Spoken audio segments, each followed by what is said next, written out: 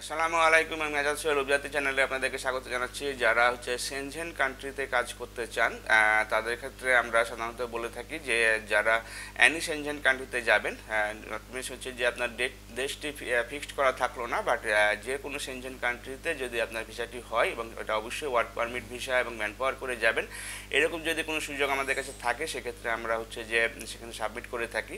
যদি কেউ যদি আমাদের কাছে অ্যানি সেনজেন কান্ট্রি বলে জমা দেয় সেক্ষেত্রে তার ফাইলটি দুইটা তিনটা দেশে জমা হয় এবং যেই এখান থেকে আগে হচ্ছে ওয়ার্ক পারমিটটি আসে এবং যেখানে হচ্ছে যে আগে আমরা হচ্ছে যে যে অ্যাম্বাসি অ্যাপয়েন্টমেন্টটি পেয়ে যাই সেখানে তার ফাইলটি সাবমিট হয়ে যায়।